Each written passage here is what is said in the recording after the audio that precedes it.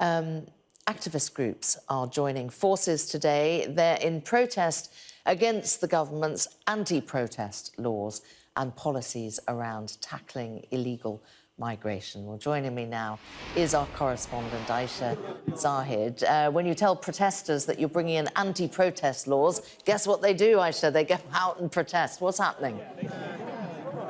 That's right, they come out and protest, and that's exactly what they're doing here on Parliament Square. There's probably a dozen or so different campaign groups all standing for different causes here today. There's speeches going on, there's stands with more information for the public as well. And whilst they are protesting about government policy when it comes to illegal migration, the predominant thing they're protesting against here is this public order bill, a bill that came into effect back on the 3rd of January, essentially giving police more powers when it comes to serious, more disruptive protests. Of course, there was some backlash with it when it came to the King's coronation. Arrests were made. The Metropolitan Police later came out and said they expressed regret over those. But we can talk to someone from Just Stop Oil a bit more about this. Thank you for joining us, Kush. First of all, do you want to sum up to us what today is all about? Yeah, so today is a Not My Bill protest, and it's kind of a backlash against the Public Order Act and the Police Crime and Sentencing Bill that have been brought through by Parliament, which both are laws that essentially take away our freedom to protest peacefully. If protesters were carrying out criminal actions, then that was already illegal before. So, you know, when people were like blocking roads or if people are causing criminal damage, those were all things that were already illegal before.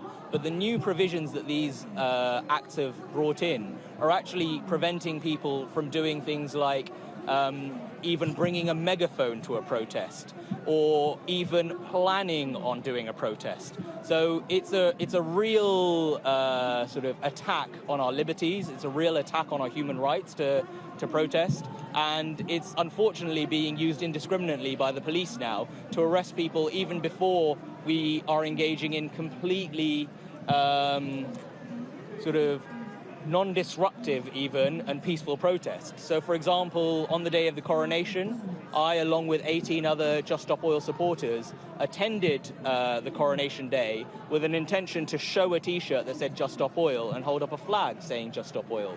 We did not want to disrupt anything. We did not want to throw any paint anywhere. We didn't want to superglue or lock ourselves to anything. But before we even began that protest, police swooped in and arrested us and then held me for 14 hours in custody, and then eventually released me without charge, but I'm still under investigation by the police. They've still got my mobile phone. For what?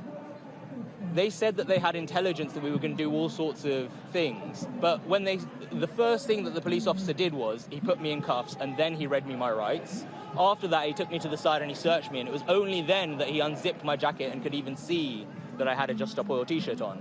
And so then when I said, well, like, clearly I don't have any paint, I don't have anything to lock on, do you really think it's necessary to hold me? And they said, yes, we're justified. Of course, that's something that the Metropolitan Police later investigated and said they expressed regret over.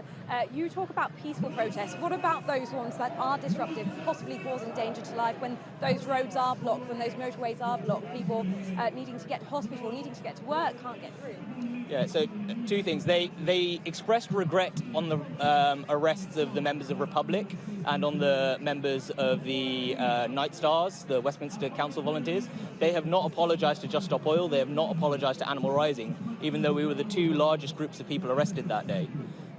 So as far as the Metropolitan Police are concerned, they're still going down the line of saying that our arrests were justified, even though they've got absolutely no evidence that a crime had been committed. On the point of disruptive protest, I think disruptive protest is absolutely vital and necessary and is justified as long as the disruption is proportionate to what you are protesting about. So when we look at the climate crisis, we know that millions of people are dying and billions of people are being displaced. So I don't want to have to block roads, but if that is what is necessary to get our government to listen, then I'm afraid that that is what we will do to try and protect those lives. Okay, thank you for speaking to us, Kush. We'll leave it there. So the protest continues today. Like I say, various organisations of all causes taking part. Aisha, thank you very much.